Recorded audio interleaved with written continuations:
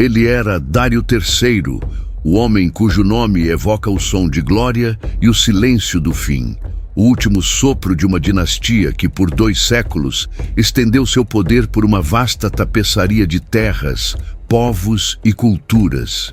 De fato, o maior império que o mundo antigo já testemunhou estava em suas mãos. Mas para ele, o manto de Rei dos Reis não era um adorno de triunfo, e sim um sudário da decadência, tecida por gerações de reis menos capazes, pela corrosão implacável da burocracia e por uma corrupção que gangrenava suas entranhas douradas. Dário III herdou o trono de ouro, não como o jovem e impetuoso herdeiro prometido, mas como o derradeiro de uma linhagem exaurida. O Império Persa Aquemênida, em sua fase final, era uma visão paradoxal, grandioso e colossal em escala, mas oco em seu cerne. Estendia-se de muito além das planícies do Egito, atravessando as extensas terras da Anatólia e Mesopotâmia, englobando a fértil Babilônia e a antiga Assíria, até as fronteiras do rio Indo, no que hoje conhecemos como Índia. Sua influência se fazia sentir nas margens do mar Egeu, permeando as cidades-estado gregas, e mergulhava nas profundezas da Ásia Central, abraçando os povos de Sogdiana e Bactria. Era um mosaico de mais de 70 povos e nações, cada um contribuindo com tributos, impostos e recursos para a capital imperial. As cidades persas eram lendárias por sua opulência. Persépolis, a joia cerimonial, com seus palácios de pedra esculpida e vastos salões, era um testemunho pétreo do poder persa. Susa, a capital administrativa, fervilhava com a vida de um centro imperial, onde caravanas de seda e especiarias se misturavam a diplomatas e exércitos. Nesses centros, o ouro era usado não apenas como moeda, mas como adorno, em louças, em mobiliário, em vastas coleções de joias que rivalizavam com o esplendor do sol. O império acumulava uma riqueza inimaginável, fruto de 2 séculos de conquistas e de um sistema de tributação implacável, alimentado por um vasto comércio que conectava o Oriente e o Ocidente.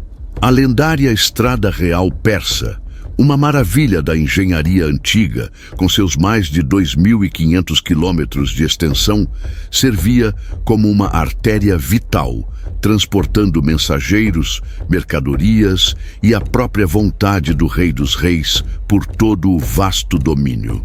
No entanto, por trás dessa fachada de esplendor, a podridão se instalava.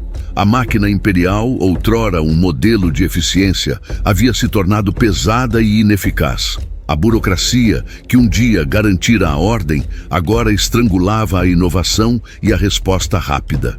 Os sátrapas, governadores das províncias, antes guardiões da autoridade real, haviam se transformado em semi-independentes potentados, distantes do controle central e mais preocupados em acumular fortunas pessoais e proteger seus próprios interesses do que em servir ao rei.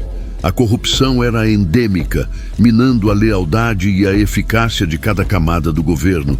A sucessão de reis fracos havia exacerbado essa fragilidade. Nas décadas que antecederam Dário III, o trono persa havia sido um palco para um drama brutal de intrigas e assassinatos. Reis anteriores como Artaxerxes III, conhecido como Oco, eram figuras cruéis que se mantinham no poder por meio de purgas sangrentas e terror. Mas mesmo Artaxerxes III caiu vítima da própria rede de intrigas, sendo envenenado por Bagoas, um poderoso eunuco que manipulava o poder nas sombras. Bagoas, na sua ânsia de controle, elevou ao trono um filho de Artaxerxes III, Arces, apenas para matá-lo também quando o jovem rei tentou se libertar. Foi nesse cenário de intriga e banho de sangue que Dário III, cujo nome de nascimento era Codomano, emergiu. Ele não era um filho direto do rei, nem tampouco um general aclamado por suas vitórias militares em campo de batalha. Sua conexão com a dinastia Aquemênida era mais distante, um primo ou sobrinho. e sua ascensão ao poder foi um testemunho de sua perspicácia política e sua capacidade de sobreviver em um ambiente de serpentes venenosas. Conta-se que Bagoas, após eliminar Arces, procurou um novo fantoche para o trono e, por sua vez, escolheu Codomano, acreditando que poderia controlá-lo facilmente. Mas Codomano, o futuro Dário III, provou ser mais astuto do que Bagoas esperava. A lenda narra que, confrontado com a intenção do eunuco de envenená-lo, Dário III agiu primeiro. Em uma reviravolta irônica e macabra, ele forçou Bagoas a beber de sua própria poção, eliminando o manipulador por trás do trono e consolidando seu próprio poder. Essa ascensão ao trono foi uma vitória de manobras políticas, de inteligência e de uma implacável sede de poder dentro dos corredores palacianos. Ele era um mestre na arte da sobrevivência da corte, um hábil jogador no xadrez da realeza persa. No entanto, sua força era, em sua essência, política e não militar. Dário III assumiu o trono não por ter liderado grandes exércitos à vitória, ou por ter demonstrado proeza inigualável no campo de batalha, mas por ter navegado com sucesso as traiçoeiras águas da intriga da corte. Seu passado não incluía campanhas gloriosas, mas sim a sobrevivência em um ninho de víboras. Ele era um rei preparado para enfrentar inimigos internos, mas terrivelmente despreparado para a tempestade que se aproximava do Ocidente, uma tempestade que carregava o nome de Alexandre o Grande e que varreria não apenas seu império, mas o próprio legado de 2 séculos de reis persas. O trono de ouro que Dário herdara era, na verdade, um assento frágil sobre um vulcão adormecido, prestes a entrar em erupção. A poeira de granizo mal havia assentado, mas a humilhação ainda pairava pesada sobre as tendas do Império Persa. Dário III, o rei dos reis, havia subestimado Alexandre de maneira catastrófica, permitindo que seus sátrapas fossem esmagados e o ocidente da Ásia Menor caísse nas mãos do invasor macedônio. A lição, embora amarga, parecia ter sido aprendida. Não haveria mais delegação de poder a generais subalternos ou a confiança cega em defesas periféricas. O rei dos reis tomaria as rédeas pessoalmente e o mundo veria a verdadeira força do Império Aquemênida. Em 333 a.C., Dário III liderou um exército que parecia ter saído das lendas. A mobilização foi monumental, arrastando contingentes de cada canto de seu vasto domínio. Fontes antigas falam de uma força que superava Alexandre em uma proporção de talvez 5-1, com estimativas de 250 mil homens. Era uma massa impressionante de soldados, cavaleiros medos e citas, arqueiros persas, temíveis carros de guerra e infantaria de elite, os imortais, cuja mera presença deveria instigar o pavor em qualquer inimigo. O acampamento persa era uma cidade ambulante de ouro, seda e marfim, um espetáculo de opulência que Dário acreditava ser a manifestação física de seu poder incontestável. Ele estava presente, sentado em seu carro dourado, adornado com as insígnias reais, a personificação da arrogância e da certeza da vitória. Alexandre, ele acreditava, seria meramente esmagado pela força bruta, pela superioridade numérica que parecia desafiar qualquer estratégia. A escolha do campo de batalha, no entanto, seria o primeiro e mais crítico dos erros de Dário. Alexandre, após pacificar a costa da Ásia Menor, marchava para o sul, buscando um confronto direto. Dário, por sua vez, moveu-se para o norte, inadvertidamente posicionando seu gigantesco exército na planície estreita de Issos, uma faixa de terra entre as montanhas e o mar Mediterrâneo. Esse terreno, ao invés de ser uma vantagem, anulava o maior trunfo persa, sua esmagadora superioridade numérica. Não havia espaço para sua vasta cavalaria manobrar, para seus carros de guerra ganharem velocidade ou para sua infantaria desdobrar-se em toda a sua extensão. Era um funil, um matadouro, E Alexandre, com seu gênio tático, percebeu isso imediatamente. Quando os dois exércitos se encontraram, o contraste era gritante.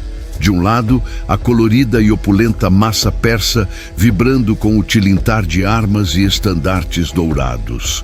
Do outro, a disciplinada e homogênea falange macedônia, uma parede de lanças e escudos impiedosa e focada.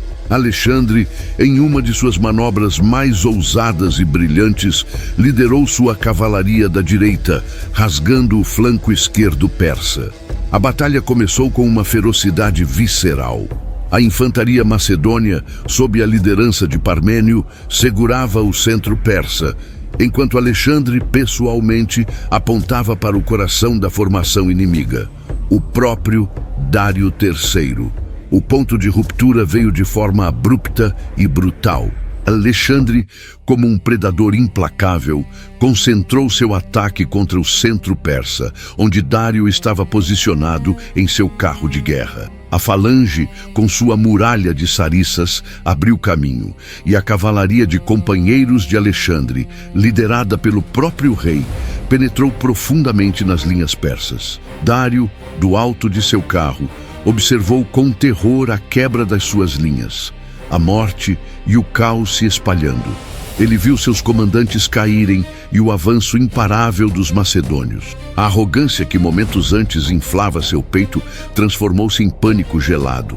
O rei dos reis, o líder de 250 mil homens, sentiu o medo da morte pessoal.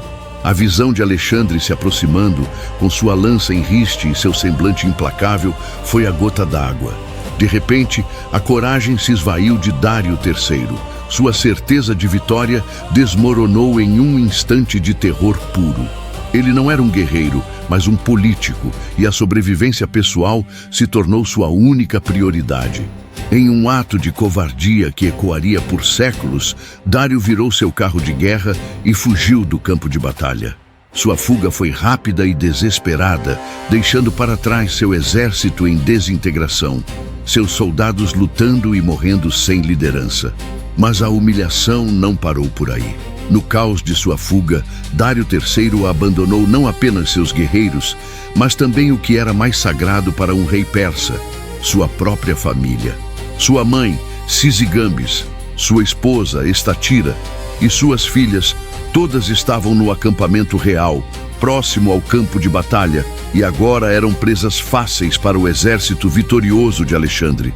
O rei dos reis, que prometera proteger seu império e sua gente, havia deixado para trás não apenas seu trono, mas o coração de sua própria realeza, à mercê de seu inimigo. A Batalha de Issus não foi apenas uma derrota militar, foi a queda da honra de Dário III, um evento que mancharia seu nome para sempre e selaria o destino do Império Persa. A poeira da Batalha de Issus ainda não havia assentado completamente, e o rugido da vitória macedônia ecoava por entre os vales, enquanto o rei dos reis, Dário III, fugia em um frenesi de pânico. Em sua retirada apressada, não apenas a dignidade de seu império, mas o próprio coração de sua família real havia sido deixado para trás, um sacrifício impensável no altar de sua própria covardia.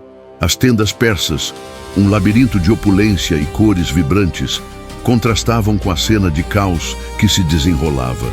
Enquanto Dário galopava para a salvação, a vastidão de seu acampamento, um luxuoso oásis de sedas, ouro e riquezas incalculáveis, caía nas mãos do inimigo. Foi nesse cenário de desordem e desespero que as tropas macedônias de Alexandre, o Grande, se aproximaram do centro do acampamento persa.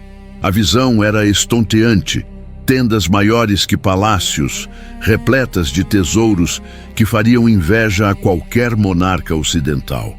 No entanto, o verdadeiro prêmio não eram as joias ou o ouro, mas as vidas aprisionadas pela guerra. A família de Dário III. Lá estavam a rainha-mãe Sisygambis, uma figura de dignidade e sabedoria que havia testemunhado a glória e o declínio de sua dinastia. A rainha Estatira, esposa de Dário, conhecida por sua beleza e graça, e suas duas filhas jovens, ainda em tenra idade, para compreender a magnitude da tragédia que se abatera sobre elas. Elas estavam em um estado de terror compreensível. Ao ouvirem a aproximação dos soldados e os gritos de batalha, temeram o pior. A cultura da guerra da época não era gentil com as famílias dos derrotados. O destino das mulheres reais frequentemente envolvia escravidão, estupro ou uma morte ignominiosa. Histórias de brutalidade e vingança eram comuns. Assim, quando os macedônios invadiram suas tendas, a rainha-mãe, a rainha e as princesas caíram em prantos, aguardando um destino cruel. Elas foram informadas de que Alexandre, o Grande, estava a caminho e que deveriam se preparar para seu encontro. O medo se transformou em pânico, mas o que se seguiu desafiou todas as expectativas e as convenções da Guerra Oriental. Alexandre, o Grande, não chegou com a fúria de um conquistador sedento por vingança, nem com a arrogância de um tirano. Ele veio com um semblante calmo, acompanhado por Hefestion, seu amigo mais íntimo e general de confiança, um homem de estatura impressionante e grande beleza, a quem as mulheres inicialmente confundiram com o próprio Alexandre.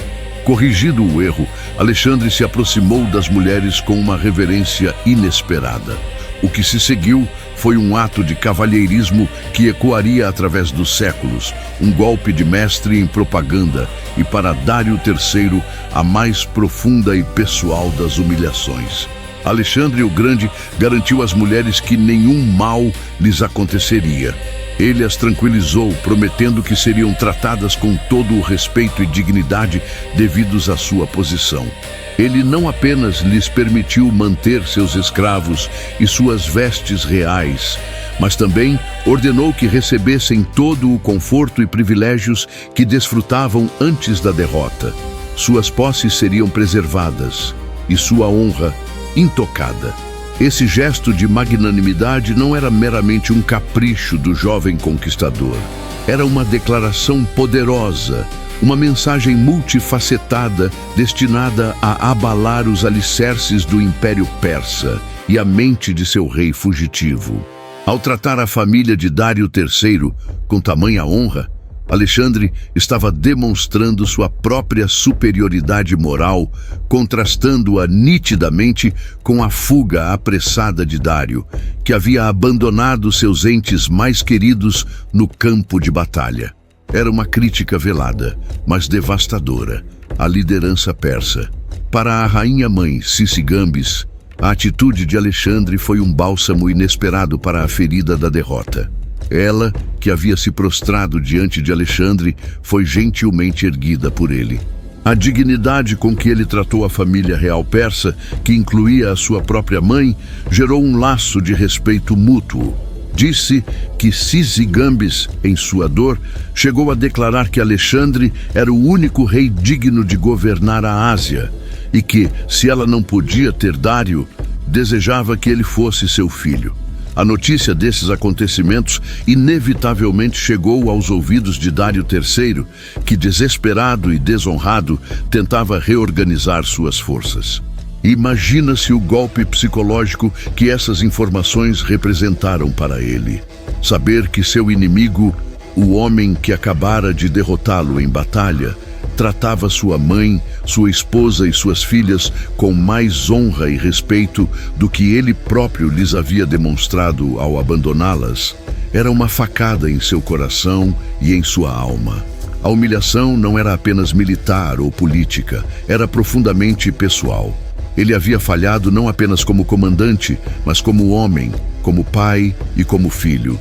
Esse ato de cavalheirismo de Alexandre, o Grande, selou o destino moral de Dário III. Ele não apenas perdeu a batalha, mas também o respeito. A imagem de Alexandre tratando a família persa com deferência serviria como um poderoso instrumento de propaganda, corroendo ainda mais a lealdade dos súditos persas a Dário. Afinal, Por que um povo deveria lutar por um rei que abandonava sua própria família, enquanto seu inimigo oferecia clemência e respeito? A mensagem era clara. Alexandre não era apenas um conquistador, mas um governante potencialmente mais justo e mais humano do que o próprio Dário. A derrota em Issos havia custado a Dário não apenas um exército e território, mas algo muito mais precioso: sua honra pessoal e a dignidade de sua família, agora nas mãos de seu rival. Essa humilhação profunda, a percepção de que ele era visto como um rei indigno, até mesmo por aqueles que deveriam ser seus, envenenaria suas futuras decisões e o empurraria para um desespero que o levaria a propor acordos impensáveis, buscando reaver não apenas seu reino, mas sua alma fragmentada. A sombra de Alexandre não apenas assombrava seus campos de batalha, mas agora, mais do que nunca, pairava sobre seu próprio coração. Após a catástrofe de Issos, a queda da honra de Dário III ressoava pelos vales e montanhas da Ásia. O imperador, que se vira obrigado a abandonar não só seu exército, mas também as mulheres de sua própria família, sua mãe Sisigamis, sua esposa Estatira e suas jovens filhas, encontrava-se em uma situação de humilhação sem precedentes. A imagem de Alexandre, o Grande, tratando sua família cativa com respeito e deferência, contrastava brutalmente com a fuga ignominiosa do rei persa, adicionando uma camada extra de vergonha a cada notícia que chegava aos seus ouvidos. Dário estava fisicamente seguro, distante da voracidade macedônia, mas a distância não amenizava o tormento psicológico que o assombrava. Cada amanhecer trazia a consciência de que ele, o rei dos reis, havia falhado em proteger aqueles que lhe eram mais caros. O desespero começou a corroer o que restava de sua dignidade. Cercado por conselheiros que, embora fiéis, pareciam cada vez mais incertos sobre o futuro, Dário ponderou suas opções. A lembrança do pânico que o dominara em Issos era vívida, e a ideia de um novo confronto direto com Alexandre gelava-lhe a espinha. Ele havia subestimado o jovem macedônio não apenas uma, mas 2 vezes, e o preço de seus erros era a perda crescente de seu império e, mais grave, de seu prestígio. A vastidão do Império Aquemênida, com seus 200 anos de glória e inúmeras riquezas, parecia agora uma miragem distante, ameaçada pela sombra de um único homem. Foi nesse abismo de angústia que Dário III decidiu tentar um caminho que jamais imaginara trilhar: o da negociação. Um rei persa, o herdeiro de Ciro, Dário I e Xerxes, jamais deveria negociar com um invasor, e muito menos de uma posição de fraqueza. Mas o que mais ele poderia fazer? A honra de sua família, a segurança de seu trono e a própria existência do império pendiam por um fio. Ele precisava comprar tempo, comprar paz, comprar o que quer que fosse para evitar uma aniquilação total. Mensageiros foram enviados ao acampamento de Alexandre, carregando propostas audaciosas, concebidas na mais profunda humilhação e desespero. A primeira oferta era gigantesca, visando diretamente o apetite por riqueza que Dário, talvez ingenuamente, atribuía ao macedônio. Ele propôs uma soma de 10.000 talentos de ouro, uma fortuna astronômica quase incalculável para os padrões da época, equivalente a centenas de toneladas do metal precioso. Essa quantia não era meramente um resgate pela família real. Era um tributo, uma declaração de que, com essa oferta, Dário esperava que Alexandre se satisfizesse com a pilhagem já obtida e se retirasse. Ainda mais chocante do que o ouro e de um significado político e pessoal imensurável, era a segunda parte de sua proposta: a mão de uma de suas filhas em casamento para Alexandre. Para Dário, um rei que se considerava descendente dos deuses, oferecer uma princesa real a um estrangeiro que ele ainda via como um bárbaro era o cúmulo da concessão. No entanto, o gesto tinha um cálculo: tornar Alexandre um genro, um membro da família real persa, seria uma forma de legitimá-lo, sim, mas também de talvez frear sua ambição de destruir o império por completo. Uma aliança matrimonial poderia, na visão de Dário, transformar um inimigo implacável em um herdeiro ou, no mínimo, em um aliado. Mas a oferta de Dário não parava por aí. No auge de seu desespero, ele adicionou a terceira e mais devastadora concessão: todo o território a oeste do rio Eufrates. Isso significava entregar a Alexandre regiões vitais do império, incluindo as ricas satrapias da Ásia Menor, a Síria, a Fenícia e o Egito, quase metade de seu vasto domínio. Era uma renúncia esmagadora, uma admissão de derrota em grande escala que visava traçar uma nova fronteira e, assim, garantir a sobrevivência do que restava do império a leste do Eufrates. Dário acreditava que, com esses termos, Alexandre teria recebido mais do que qualquer outro conquistador em toda a história e, portanto, se sentiria compelido a aceitar a paz. As propostas chegaram ao acampamento macedônio e foram apresentadas a Alexandre. Seus generais, homens pragmáticos e acostumados às duras realidades da guerra, ficaram atônitos. Muitos deles viram na oferta de Dário uma oportunidade de ouro. A guerra havia sido longa e brutal. A conquista era cara em vidas e recursos. Aceitar uma paz tão vantajosa, que lhes daria uma fortuna incalculável, uma princesa real e vastos territórios, parecia a decisão mais sensata. O velho e experiente Parmênio, um dos mais leais generais de Alexandre, teria supostamente dito: se eu fosse Alexandre, aceitaria esses termos. Era uma paz que transformaria Alexandre no governante de um império formidável, sem a necessidade de mais derramamento de sangue. No entanto, Alexandre não era como seus generais. Seu olhar não estava fixo apenas no ouro ou na posse de terras, mas na glória, no destino, na totalidade. Ele não queria um pedaço do Império Persa. Ele queria o império inteiro. Ele não queria ser um rei da Ásia por concessão de Dário. Ele queria ser o rei da Ásia por direito de conquista, por vontade dos deuses, por sua própria e incomparável ambição. Ele viu a oferta de Dário não como um gesto de paz, mas como um sinal de fraqueza e desespero, uma confirmação de que o Rei dos Reis estava quebrado. Com uma firmeza que beirava a arrogância e com a certeza de um homem que sentia o fluxo da história sob seus pés, Alexandre recusou a proposta sem hesitação. A resposta que os mensageiros levaram de volta a Dário foi brutalmente clara e humilhante em sua simplicidade. "O mundo inteiro me pertence", teria declarado Alexandre.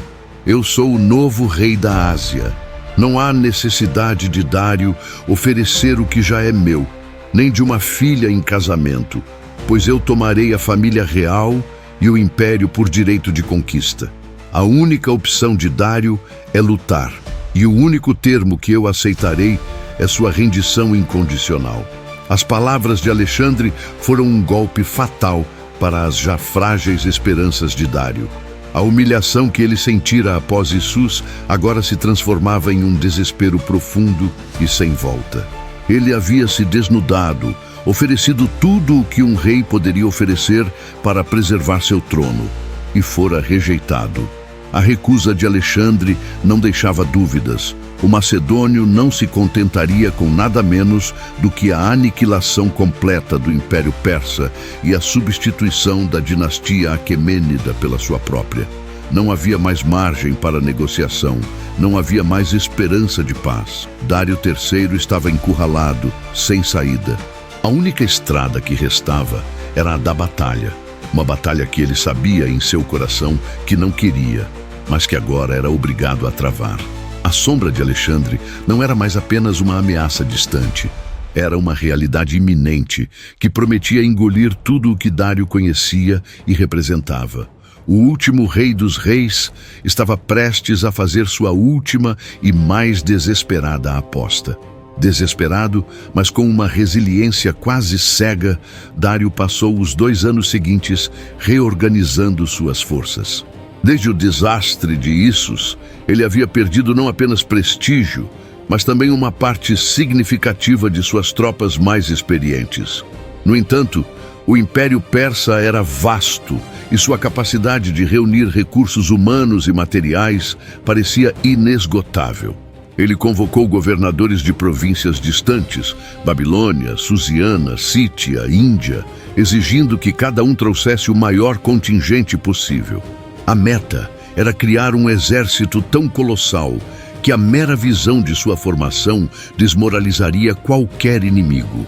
Dário estava ciente de que esta era a sua última chance, a derradeira aposta para salvar o trono e o legado de 2 séculos de domínio aquemênida.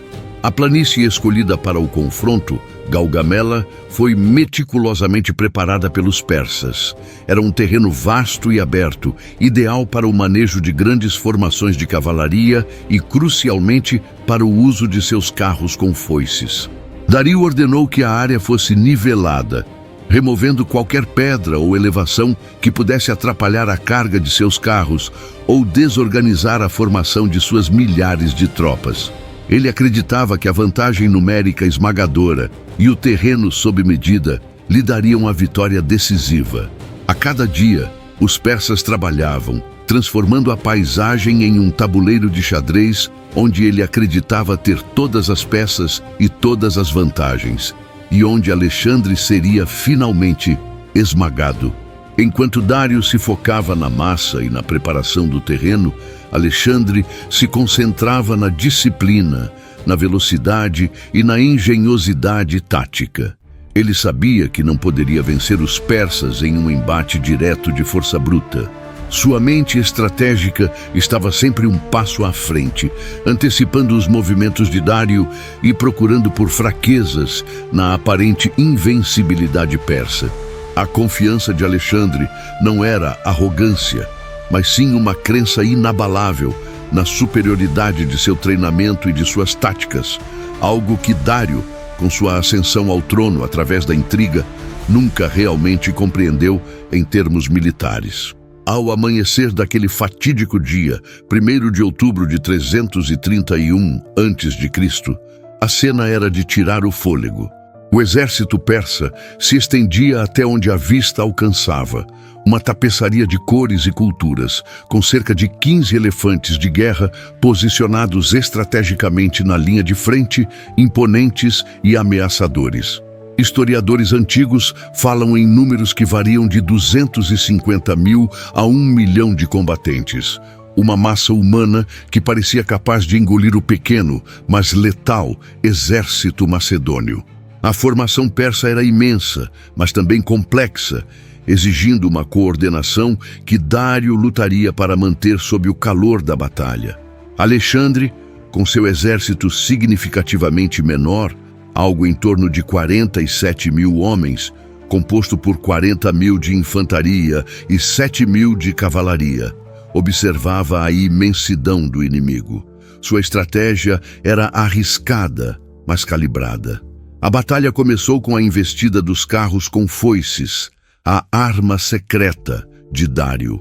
Centenas deles avançaram, com suas lâminas giratórias prontas para destroçar as linhas macedônias. Dário esperava que essas máquinas de guerra rompessem as linhas inimigas, criando aberturas para sua cavalaria. Mas Alexandre já havia previsto essa tática. Seus soldados, treinados para enfrentar essa ameaça peculiar, abriram suas formações, criando corredores para os carros passarem inofensivamente. Uma vez dentro desses corredores, os carros eram atacados pelos flancos e pela retaguarda por dardos e lanças, muitos dos condutores sendo puxados para fora de seus veículos e abatidos. A primeira grande aposta de Dário fracassou miseravelmente, custando-lhe muitos homens e, mais importante, a vantagem da surpresa e do terror. Foi então que Alexandre executou uma das mais brilhantes manobras táticas da história. Ele moveu sua cavalaria companheira, uma unidade de elite, em um movimento inclinado e aparentemente recuando para a direita, como se estivesse tentando escapar de uma armadilha ou buscando flanquear a ala esquerda persa. Dário Vendo o que parecia ser uma oportunidade de encurralar Alexandre, cometeu o erro fatal. Ele ordenou que a cavalaria de Massagetai, uma parte crucial de sua própria ala esquerda, o perseguisse. Essa decisão, tomada na velocidade do combate, abriu uma lacuna. Uma fenda enorme se formou nas linhas persas, expondo o coração do exército de Dário, incluindo a sua própria posição. Era um erro que Alexandre jamais perdoaria. Como um predador que vê sua presa exposta, Alexandre inverteu o rumo de sua cavalaria e, em uma formação de cunha impiedosa, atacou a lacuna. A cunha de Alexandre, como ficaria conhecida, penetrou profundamente na formação persa, atingindo o centro com uma força avassaladora. O impacto foi esmagador. As tropas persas, sem tempo para reagir e desorganizadas pela lacuna em suas próprias linhas, foram esmagadas pela cavalaria macedônia, que foi rapidamente seguida pela falange, uma parede de lanças que avançava implacavelmente. A ala esquerda persa, já sob pressão e agora com seu flanco central comprometido, começou a desmoronar em um caos irrecuperável. A visão era insuportável para Dário. Do alto de sua carroça de batalha, cercado por sua guarda pessoal, ele assistiu enquanto suas vastas formações se desfaziam. O pânico de Issus, a humilhação de ver sua família capturada, a recusa de sua oferta de paz, tudo culminava naquele momento de desespero abjeto. O rei dos reis, aquele que deveria ser o pilar inabalável de seu império, pela segunda vez, escolheu a fuga. Ele abandonou seus generais, seus soldados, seus aliados e, mais uma vez, a esperança de seu povo. Seu cavalo, veloz e bem treinado, levou-o para longe do campo de batalha, deixando para trás um exército em plena dissolução e um império em seus últimos suspiros. A notícia da fuga de Dário se espalhou como um incêndio incontrolável. Para os soldados persas e seus aliados, era o sinal inequívoco de que a batalha estava perdida e que seu rei os havia abandonado. O moral se evaporou instantaneamente. As últimas esperanças de resistência se esvaíram. O que antes era um exército grandioso, apesar de desorganizado, transformou-se em uma debandada caótica. A ala direita persa, que na verdade estava tendo algum sucesso contra a ala esquerda macedônia, perdeu todo o ímpeto e sentido de luta ao saber que seu comandante havia fugido. Gaugamela não foi apenas uma derrota militar, foi a aniquilação moral de Dário III e o colapso final de sua legitimidade perante seu próprio povo. Ele havia falhado em todas as frentes, como comandante, como líder e, acima de tudo, como rei. A deserção final de seu povo, que agora via um monarca que fugia em vez de lutar, era o atestado de óbito de sua coroa. A humilhação de Dário seria completa e seu destino selado. A grandiosa batalha de Gaugamela havia terminado, mas a poeira que se erguia sobre as planícies não era apenas a do combate. Era a poeira de um império desmoronando a cada passo apressado do seu rei fugitivo. Dário III, o rei dos reis, agora era apenas um homem em desabalada carreira, a dignidade reduzida a cinzas, o poder a uma miragem.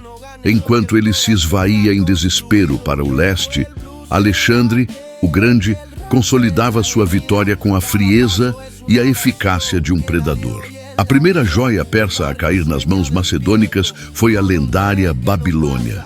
As portas de Ishtar, que Dário havia atravessado como soberano, abriram-se para Alexandre não com a resistência desesperada que se esperaria de uma fortaleza imperial, mas com a calorosa recepção de uma cidade ansiosa por libertação, ou talvez simplesmente por um novo senhor. Em 331 a.C., o conquistador macedônio foi aclamado como libertador pelos sacerdotes e pelo povo, que viam nele não um invasor, mas um restaurador. Os templos foram restaurados, os cultos antigos foram respeitados, e a antiga capital mesopotâmica um símbolo de poder e conhecimento, ajoelhou-se sem derramar uma única gota de sangue contra o novo império que nascia. Alexandre havia reivindicado a coroa moral da Babilônia e, com ela, a legitimidade sobre vastas porções da Ásia. Mas a Babilônia era apenas um aperitivo. O verdadeiro prêmio, o coração pulsante do Império Aquemênida, estava mais a leste, Persépolis. Fundada por Ciro o Grande e expandida por Dário I e Xerxes, Persépolis não era uma cidade qualquer. Era o centro cerimonial, o tesouro, o berço espiritual da Pérsia, construída para deslumbrar, para exibir a riqueza e o poder inigualáveis de uma dinastia que governou por 200 anos. Em suas salas e postilas, em seus relevos intrincados, estava gravada a própria alma da Pérsia. Alexandre, o Grande, marchou sobre ela, não apenas para conquistá-la, mas para desmantelá-la. Sua entrada em Persépolis foi triunfal, mas carregada de uma intenção vingativa. Após pilhar seus tesouros acumulados ao longo de séculos, riquezas que fariam a Babilônia parecer modesta, Alexandre tomou uma decisão que ecoaria pela história. A capital cerimonial persa, o símbolo máximo de sua soberania, foi entregue às chamas. Os palácios de Xerxes, que 200 anos antes havia incendiado Atenas, foram deliberadamente destruídos em um ato que se dizia ser uma retribuição simbólica. Seja por vingança, por uma declaração irrefutável de domínio, ou por uma combinação de ambos, o incêndio de Persépolis foi o golpe final na moral persa, um atestado de que não havia mais retorno para a antiga ordem. O Império Aquemênida, embora ainda com um rei fugitivo, havia de fato morrido em suas próprias chamas. Enquanto Alexandre se banhava na glória da conquista e na fumaça da destruição, Dário III era um espectro, um monarca sem reino, um fantasma em sua própria terra. Ele não tinha mais um palácio onde residir, uma capital para governar. Seu tesouro havia sido pilhado, sua família ainda cativa, e seu exército, o maior que o mundo já vira, desintegrado em 2 fugas vergonhosas. Dário agora era um homem em constante movimento, tentando desesperadamente reunir o que restava de lealdade em províncias distantes, nas terras inóspitas da Média e da Hircânia. Ele buscava soldados, esperança, qualquer coisa que pudesse reverter o curso de um destino que parecia selado. Sua fuga não era mais a de um general recuando taticamente. Era a fuga de um animal encurralado, acuado em seu próprio território. Nesse cenário de desespero e desintegração, a lealdade era um luxo que poucos podiam se dar. E um dos homens que mais havia prometido lealdade a Dário, um dos sátrapas mais poderosos e influentes que ainda permaneciam ao seu lado, começou a ver o Rei dos Reis com olhos de desprezo e ambição. Esse homem era Bessus, sátrapa da Báctria e da Sogdiana, primo de Dário e comandante da poderosa cavalaria bactriana em Gaugamela. Bessus havia testemunhado a segunda fuga humilhante de seu rei, vendo-o abandonar o campo de batalha mais uma vez, deixando seus homens e sua dignidade para trás. Para Bessus e muitos outros generais persas, a autoridade de um rei era intrinsecamente ligada à sua capacidade de liderar na batalha, de defender seu povo e seu império. Dário havia falhado repetidamente nesse quesito. Suas fugas sucessivas não eram apenas derrotas militares. Eram traições à honra da coroa e à alma do exército persa. A imagem do Rei dos Reis, um título que evocava bravura e liderança divina, não podia ser sustentada por um homem que preferia a fuga à luta, que trocava a morte honrosa em batalha por uma vida de humilhação. A fraqueza de Dário se tornara um fardo, uma vergonha que Bessus e outros como ele não estavam dispostos a carregar. A Macedônia estava avançando implacavelmente e era evidente que Alexandre não se deteria até que o último vestígio do Império Persa fosse varrido do mapa. Para Bessus, Parecia haver apenas uma maneira de preservar alguma forma de poder persa, ou pelo menos de salvar sua própria pele e suas províncias. Remover Dário e apresentar um novo líder, talvez mais capaz ou mais palatável a Alexandre, ou talvez alguém que pudesse organizar uma resistência mais eficaz. Assim, a traição começou a se urdir. Não pelas mãos de um inimigo estrangeiro, mas por aqueles que deveriam ser os mais fiéis. Bessus, juntamente com outros sátrapas desiludidos e oficiais militares, orquestrou a derrubada de Dário. Em um ato de audácia e oportunismo, eles se aproximaram do rei fugitivo, não para protegê-lo como haviam prometido, mas para subjugá-lo. As circunstâncias exatas variam nas crônicas antigas, mas o resultado foi o mesmo.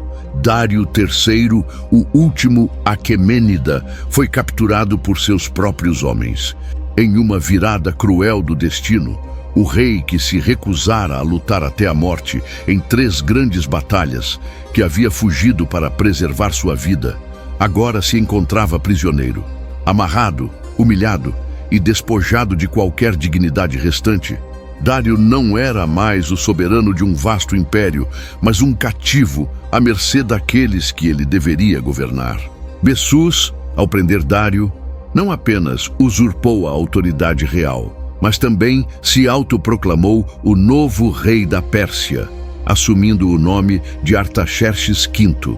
Ele esperava que, ao entregar um Dário já impotente a Alexandre, ou ao liderar uma resistência final em nome de uma Pérsia revigorada, pudesse reescrever seu próprio destino. Mas a lealdade de Bessus, assim como a de Dário, estava condenada. A perseguição de Alexandre não havia cessado. O macedônio não queria apenas o império, ele queria a legitimação final de sua conquista, e essa legitimação viria apenas com a captura de Dário, vivo. O rei dos reis, agora um cativo em seu próprio carro, era conduzido por seu próprio povo através do deserto inóspito. Enquanto Alexandre se aproximava, uma sombra implacável na vastidão do Oriente. O destino final de Dário não seria decidido por um inimigo, mas por aqueles que juraram servi-lo.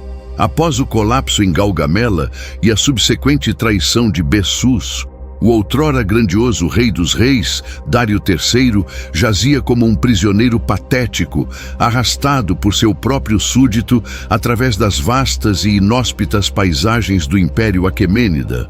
Enquanto isso, Alexandre o Grande consolidava sua conquista. As cidades mais ricas e historicamente significativas da Pérsia, como Babilônia e a sagrada Persépolis, caíram diante do macedônio.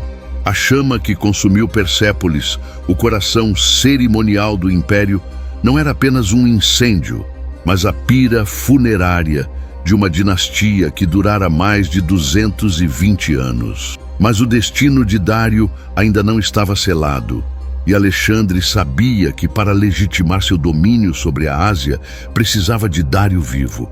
A caçada por Dário e Bessus tornou-se implacável. Alexandre não poupou esforços, impulsionado pela fúria de ter seu grande rival político e militar roubado de suas mãos por um traidor. Era uma questão de honra, mas também de pragmatismo. Capturar Dário vivo significava não apenas a glória final sobre seu inimigo, mas também a possibilidade de uma transição de poder mais pacífica, um selo de legitimidade que apenas o rei dos reis poderia, mesmo que involuntariamente, conceder a seu conquistador. Alexandre e suas tropas, compostas por uma vanguarda de guerreiros macedônios e cavaleiros experientes, avançaram com uma velocidade estonteante através das areias e montanhas que outrora pertenceram a Dário.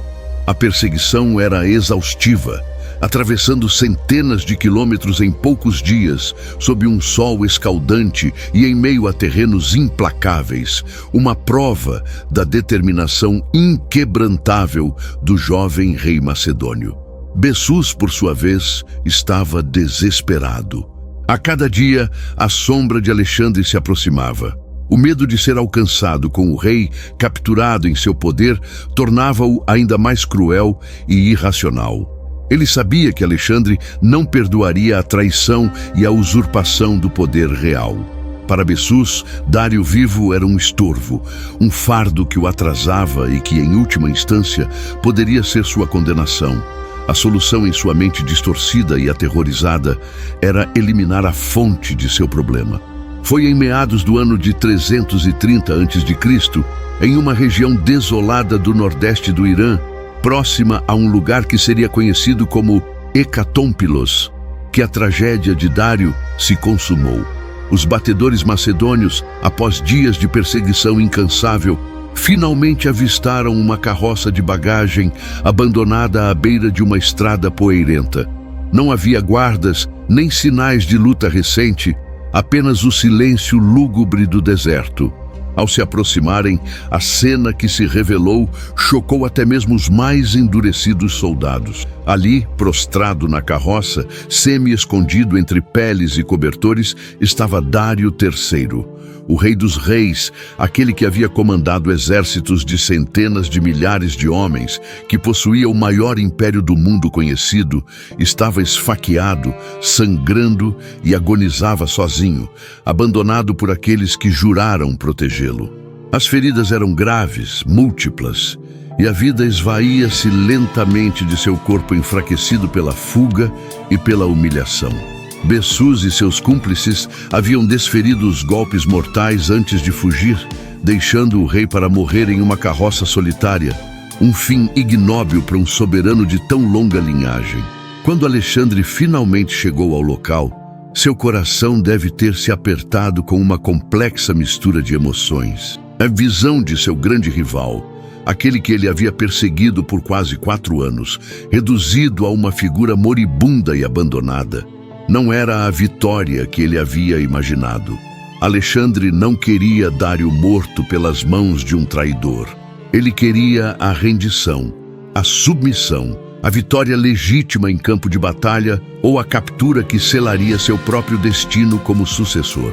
Aproximando-se da carroça, Alexandre encontrou Dário já sem vida, ou em seus últimos suspiros. A raiva e a decepção provavelmente o atingiram. Mas, acima de tudo, havia um reconhecimento da majestade perdida.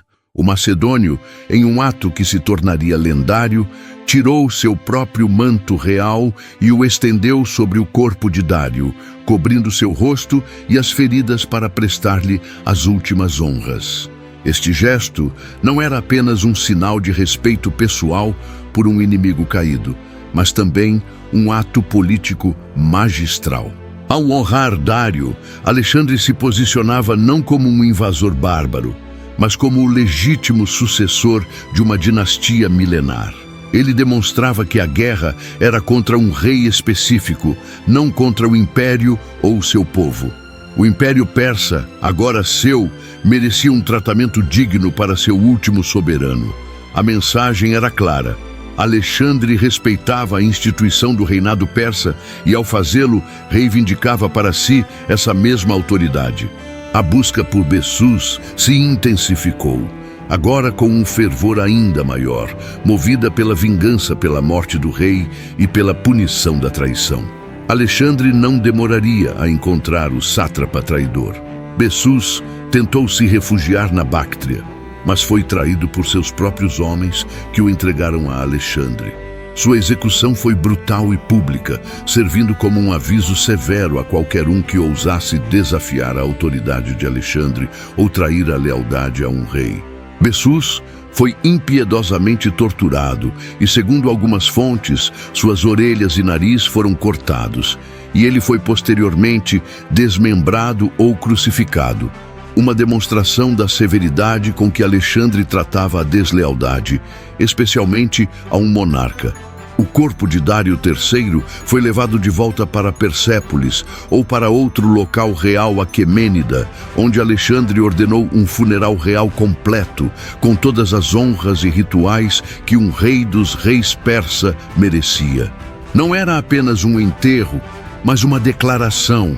O rei que fugiu 3 vezes do campo de batalha, que abandonou sua família e seu império, encontrou sua dignidade final não em vida, mas na morte, e não por seu próprio povo, mas pelas mãos de seu maior rival.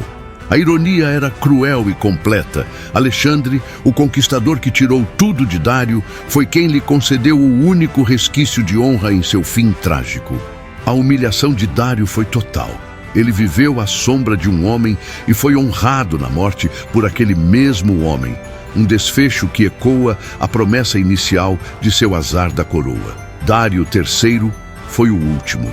E com ele, mais de 220 anos de história aquemênida se desvaneceram no pó do deserto persa. O mundo mudara para sempre. La calle mojada, guarda secretos en cada charco. Luces de neón rotas pintan mis retratos. Zapatos gastados, alma sin contrato, pero el corazón late con ritmo de pacto.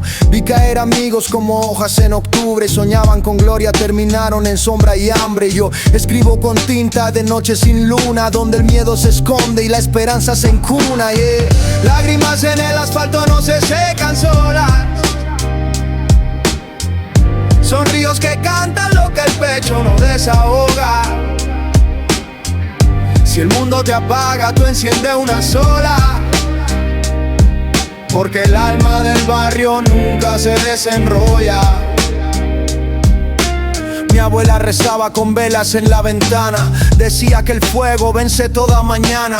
Yo no tengo altar, solo versos y una herida que sangra verdad cuando el sistema me olvida. El espejo me muestra cicatrices y dudas, pero también el brillo de quien no se desnuda.